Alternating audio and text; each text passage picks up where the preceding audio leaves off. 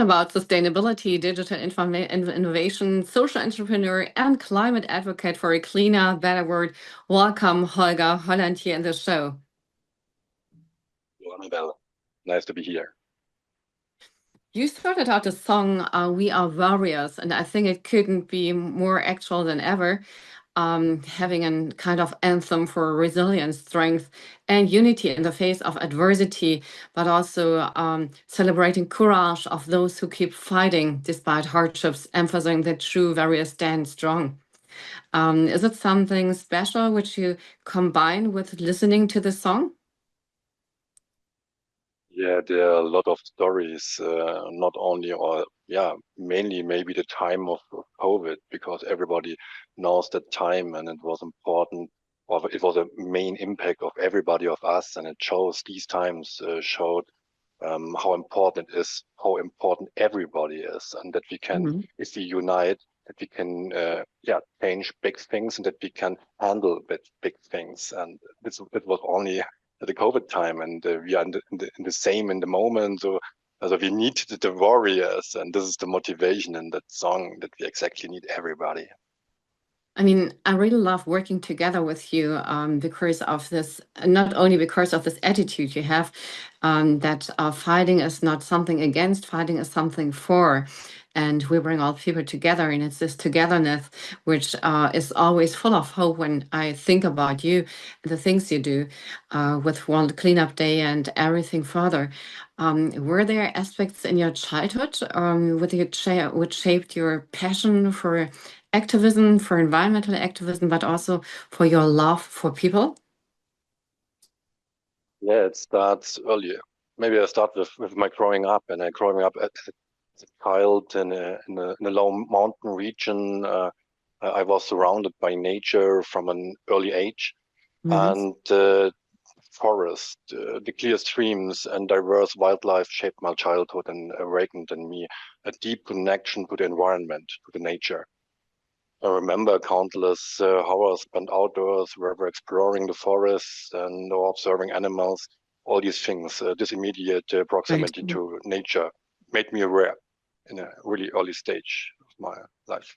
Sounds This, ideal because if I think nowadays about kids who have no connection of the with the nature, how should they fight, or why should they fight for something they don't know and they've never explored what it means to them? So I think it is a really important message what you're sharing with us, how important it is to grow up in something where you know what it means to you and then be able to fight for, right? yeah, I think mostly the biggest issue is if you don't know where's the assassin or what you have to fight for. And I remember Mhm. also my childhood, it was 1986, yes, 1986.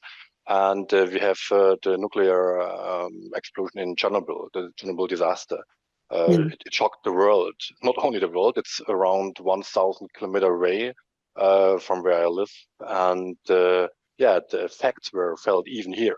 Yeah, suddenly we are no longer we're allowed to collect and eat mushrooms or wild berries because nobody was Yeah. knowing is it contaminated or not. It was not to see, so the prop wasn't to see, and it was so huge Mhm. and so big. And as a child, this was a highly impact for me, and not only for me. I think for mostly people in Europe and Germany and this in this area. This is a very important topic because I think, I mean, Chernobyl, I was a something which was a huge thing in the memory of people, and I mean, as you described it, we couldn't see it, so we could just know, or we knew about what people said about it, but if something is contaminated, we didn't see it. There was nothing, the change of color, or no quick change of the size of something. Um, is this maybe also something which is a problem for the people nowadays to fight for climate change, fight for climate, because they don't see the disasters often next to them? Is it that they can't face it, and it would be just a fear, which could make them getting the idea that they have to fight for something? That perspective, I think, yes, there is a similarity because climate change takes time. it's a long-term process in a global scale, Mhm. and it's not to see in big things. Okay, we know every year from year to year we have less snow and all these things. We see that, but it's so slow that we Yeah. can't react. It's a little bit like this nuclear invisible issue. Mhm. I mean, you grow up, you said, in the nature. Have you had role models which were besides you, um, where you thought about, where you read about, where you talked with them about, and how did they influence your environmental journey? Yeah, figures like Jane Goodall deeply inspired me. Her tireless commitment to the planet and her groundbreaking research on chimpanzees showed me Mhm. how important it is to stand up for our environment. And also local environmental activists yeah, who active or who were very active in passion mode work to preserve our natural resources also had a major influence on my path, like Greenpeace and also WWF. All these organizations, huge organizations in a global scale, but work on the local thing. Their dedication made it clear to me that every individual can make a difference, and motivated me to make my own contribution to environmental protection. Mhm. And what personal experience were it which made it that you became a social entrepreneur focused on exactly these topics? I mean, it could have been also possible that you fight for birds or for for other animals, but you concentrated on plastic waste. Yeah, my main passion for environmental activism was awakened by the realization that economic action, Mhm. environmental protection, and social justice are directly linked. This understanding is based on the concept of the triple bottom line from the 90s. John Elkington, yes, was the Mhm. makes the first papers about that, and this considers ecological, economic, and social aspects are linked and equally. So this Mhm. was the point. And how did your environment react on that? Your friends, your family, did they understand it? Did you get followers? Did you get even people who said, okay, come on, we are part of this? Yeah, in the early days of the commitment to environmental protection, I often encountered skepticism and lack of support. Many people were not aware of the urgency of environmental Mhm. issues like plastic. Plastic is good, plastic is cheap, plastic is perfect. Where's the problem? They don't see the issue, what is behind this great thing. Plastic is good on one way, but on the other hand, if it is in the environment under not on control, then it is a huge problem. And yeah, this was in the beginnings. It was hard, and but to overcome these hurdles, I specifically sought exchange with like-minded individuals, build a network of committed people. So together, through Mhm. perseverance and advocacy, we were able to raise awareness in society and Mhm. successfully implement initial projects like World Cleanup Day. Mhm. And how do you balance life, or have you balanced life with that?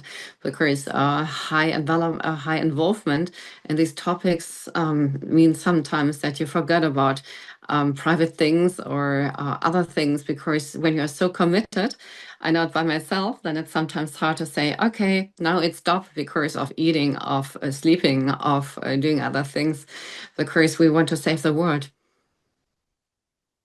Yeah, sometimes it's hard. Yes, I think to say more, it's hard.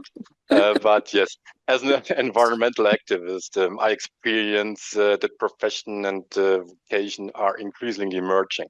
So, nevertheless, to ensure a balanced relationship between my commitment and my private life, I rely on a clear scheduling and prioritization of my tasks. Mhm. Effective time management, like time boxing, is a tool helps me to recognize the urgency and importance of tasks to act accordingly, like the Eisenhower principle. So I use that Mhm. private and in business case, and also for the topics in the NGO, and this helps me survive.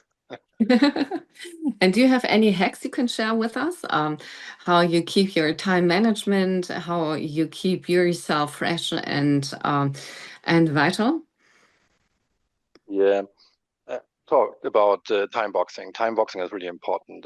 Nothing is more a problem than ineffective meetings. We have so much meetings Mhm. today, also in the past, but today it's easier because it's in digital way and we can do it the whole day, 16 hours, 18 hours. But ineffective meetings, 2, 3 hours, make no sense. Make it short, Mhm. half an hour, 15 minutes are totally enough normally. A duration of a pizza is a good time set for a meeting. If the pizza Mhm. is gone, the meeting is also gone, and this helps. Yes, and also Eisenhower principle. Yeah, to know what is Yeah. important, what is Mhm. urgent. So and to go with this way, this helps a lot. Mhm. Yeah, that sounds good. And because otherwise, I think you couldn't have managed to keep so many balls rolling at the same time. You are the co-founder of the World Cleanup Day initiative in Germany.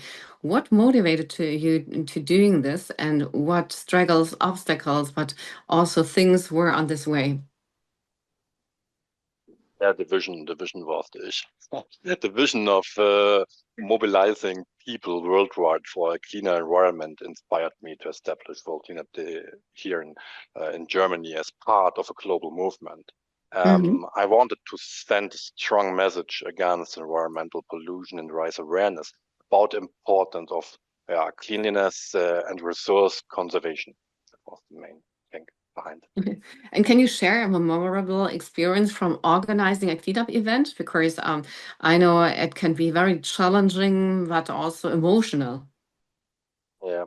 There are hundreds of impressions in the last years, but one thing was in first World Cleanup Day. It was in 2018. We did it first time on World, and I experienced a particularly or it, on that day we were situated in Berlin of one of the main cleanups, and I remember an elderly lady who participated in one of this cleanup.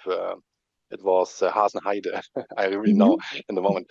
So and she came with her grandchildren and said in the talk we had, "I'm here for their future, for her future." And this Oh. experience showed me how cross-generational the commitment to our environment is and how strong the collective will will yeah can be to Hmm. bring about positive change. So it's possible, but we have to work together. And it's more than one generation. Things Yes. take time. And yeah, this is one of thousands of these situations. You just created a story in my mind. I got goosebumps because if I think about it, it's so great if it's different generations being part of it, giving the message to the next generation, but also working together. We often think too much in boxes, which weakens us unnecessarily. No? Mm. Yes. And how do you engage communities to participate in large-scale cleanup efforts? Because I mean, the one action is something, but staying there, on and on, staying part of this. Yeah, this is one of the biggest issues. Again, you ask the right questions, yes, Annabelle. Yeah. Um, we use targeted public relations. So we need radio Mhm. stations, media stations to partner with us. This is one thing. We in the last years we created cooperation with schools. With we have more than 40,000 schools in Germany. With 10% we are in contact for the action days. We go to the municipalities, to the local organizations in the municipalities. And so we use the main idea of triple bottom line. So we bring politicians, companies, organizations, and civic society to get together and to show that we can work together. And on that day, but not only on that day, because this is the action day to show the issues that you have in the global Mhm. scale. But then an everyday working starts exactly in the schools and also in the companies. Yeah, that is what we use. This is super important. Thank you so much for your insights on that. I'm talking to one of the most important social entrepreneurs and climate advocates for a cleaner, better world. I'm talking to Holger Holland. We started again talking little bit about his childhood, about what makes him being staying on this environmental topic, which is not always easy, I can imagine, especially in a world we are facing right now. So, Holger, I'm very happy to have you here. We talked already about what motivated you to co-found the World Cleanup Day, and you shared a few really memorable situations with me about what cleanup means on a daily basis in exactly the moments where you're all together. Um, what strategies have proven effective in sustaining long-term community involvement in environmental projects?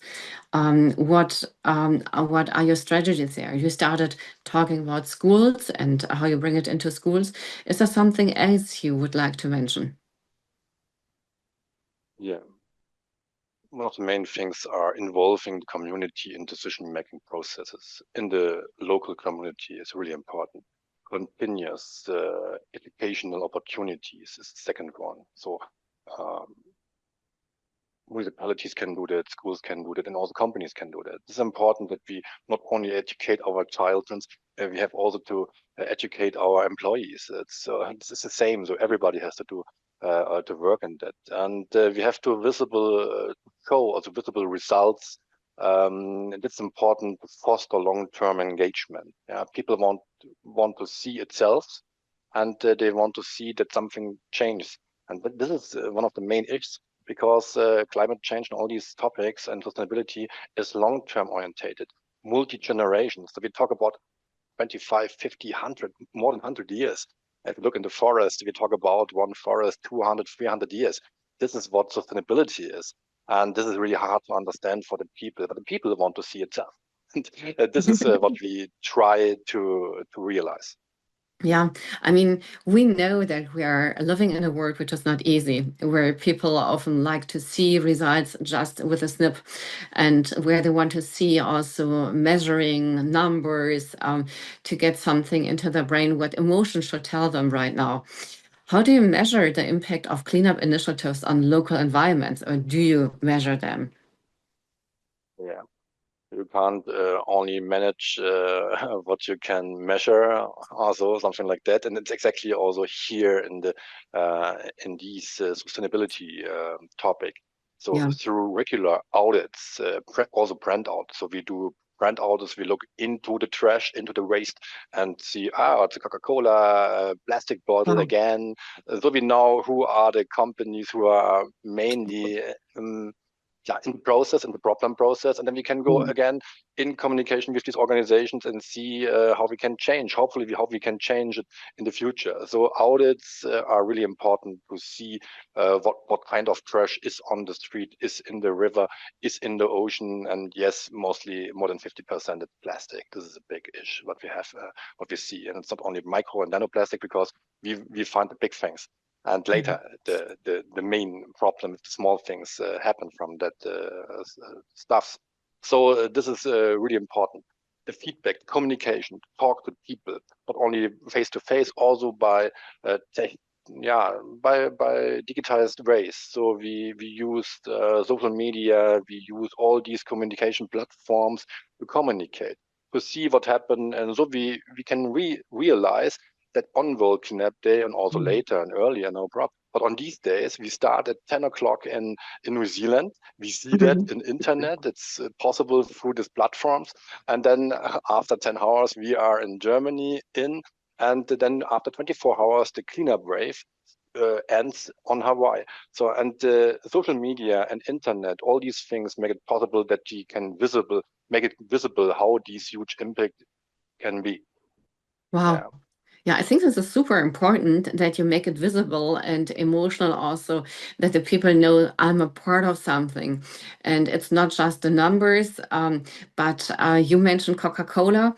How do they react, by the way? I mean, I know that Coca-Cola has a sustainability manager, but do they react on that? Are there are there any activities then following that? They also do cleanups. Everybody, every company. Meanwhile, I think also all good ones and the bad ones, all of them are doing cleanups so far. The question, how Yeah, true is that? Is it greenwashing or is it a real change, a real transition of the normative way of the vision of the exactly. company? This is the main question. Doing, they all do, they all react. Yes, sure. Because, but what we really say, we want not blaming anybody. We don't blame Yeah. companies. We want to find a solution because blaming makes no sense. We have to go together for the future. And this is for that we do different audits. It's great how you see it, and I completely agree with you because, I mean, even if it's greenwashing, if they do something for the better, let's do them something for the better. If they don't believe it, but just do it, I'm sure that many people believe in that, even if they don't do it. And many it comes by doing it that they understand day by day even more what they are doing and why it's so necessary. So I'm completely with you. It's not about judging, it's about involving and putting the energy exactly on that. And this is something I really like about your work too. And I mean, it's not that you stayed with a cleanup, with a just plastic waste collecting. You said also we have to do digital cleanups, and there you came up with the idea of Planet and Pixel. So, what inspired the integration of digital cleanup efforts with environmental sustainability? Um, the awareness that digital data also consumes energy and these burdens the environment led to the initiative of integrating digital cleanups also into the environmental protection efforts. Because the data, just one figure, 900 billion tons CO2 is produced in the moment by the internet and the topology of the internet. So this is around about 4 to 7% of the worldwide energy consumption. Hmm. The, yeah, if you look to the planes and to the air. In this field, 3% of the global CO2 consumption comes from that. So what we Yes. expect in 2030, around about 12 to 14% of the worldwide energy consumption is done by IT.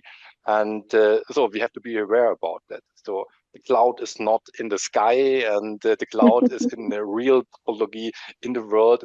It's placed in data centers, real data centers. And the data centers are growing up like mushrooms at the moment. Like, yeah, Yes, this is one big thing.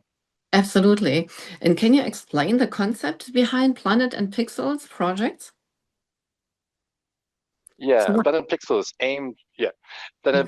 aims to raise exactly awareness about Mhm, the ecological footprint of digital activities and to mhm. offer practical solutions for sustainable digital behavior because everybody here the same. Everybody can do something and it's easy to do. Exactly, yes. And what do you think? I mean, if we talk about a few years further, what can Planet and Pixel do by raising awareness? How much percentages do you think can be saved with energy if all people would be willing to follow this, what Planet and Pixel ask them to do? The main thing we are forcing is to avoidance or is the avoidance approach. Um, Hmm. because if we can save, we will see. It's really hard to see the data and to analyze the data. But for the person, for the human, the avoidance is the biggest thing. And for that, we promoting a sustainable data culture. This is one of the big thing in data culture. Also included is data security. Big thing. We can talk hours about only data security uh, if you go deeper in that. But the data culture is one big thing.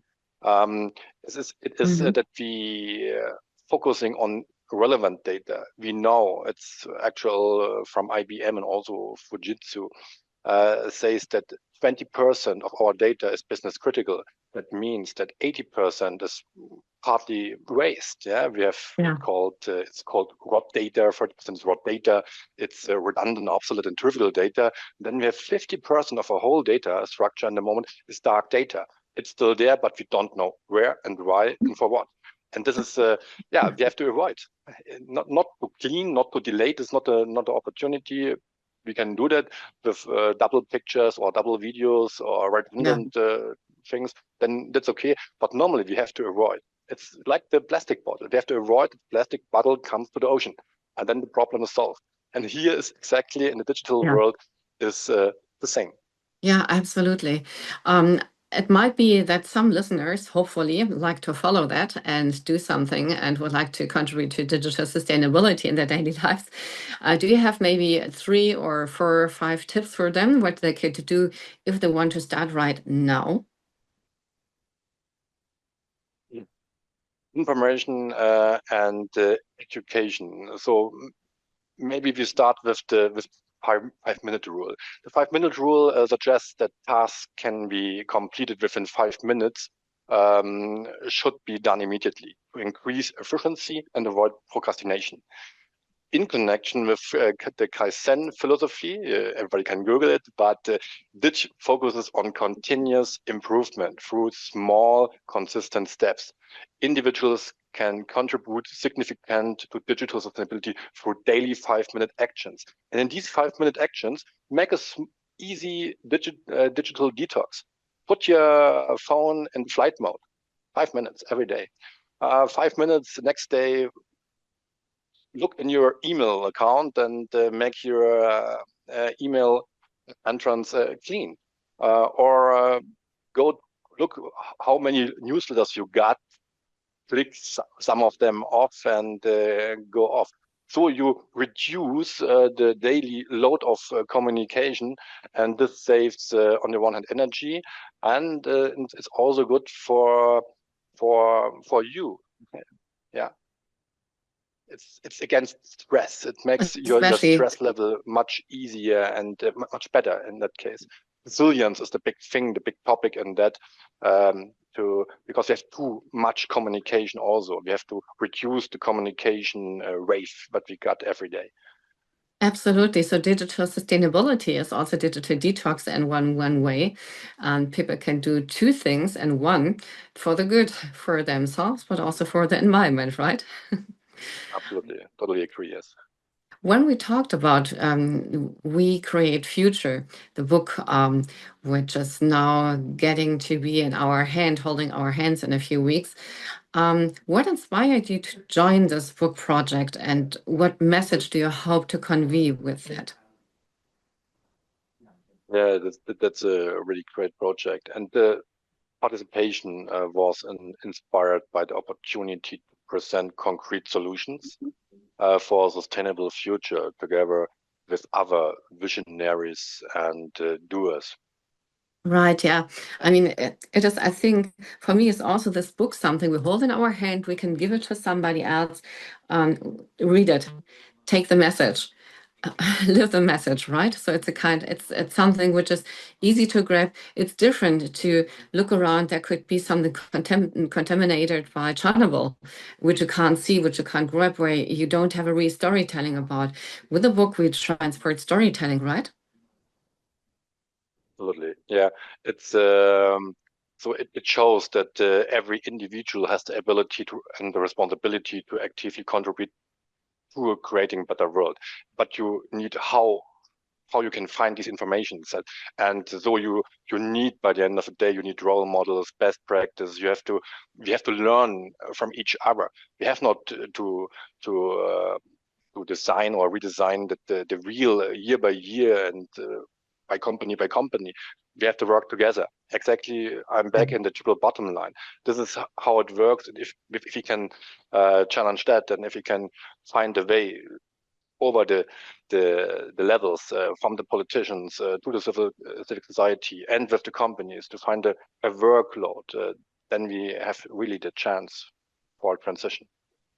I like that what you say, this collaborative, this togetherness. And I think this is also something which can restore hope and drive positive change in Germany and also some other countries as soon as we get the translation. Can you share a success story from that what we will have in the book so far, maybe a teamwork or something which shows you that this is something we can give hope to other people with the book? Yeah, we talked a little bit earlier about Planet and Pixels, and the Planet Yeah. Pixels initiative is exactly a remarkable success story of this book. This initiative arose from the collaboration of the civil society-based World Cleanup community on the one hand, with the technology company Fujitsu. It starts 1.5 years earlier, and later on, partners joined, including CIONet Germany, BCBT, Berlin College of Business and Technology, and now our news partner, Welt der Wunder Media, is also joining. So the goal of Planet Pixels is to promote a sustainable data culture for Mhm. everybody, for kids, for children, and also for employees, and reduce environmental burdens in the digital space for everyone. But it shows how we can work together. And also today, it's a great day today because today the founding charter of the initiative is being signed. So it's a really good day. And it shows how people work together or how Right. cooperation can start. That's super engaging and bringing us a lot of positive vibrations. How can individuals and organizations get involved with Wir schaffen Zukunft, which we bring future with the book, but also with the idea behind and promote sustainability? So I think everybody or individuals can involve with the easy mindset of start small and local. So Mhm. and everyone can contribute and start by simple 5-minute tasks every day. And Mhm. book Wir schaffen Zukunft is a yeah, it's like a red line to see how it can be with good practices.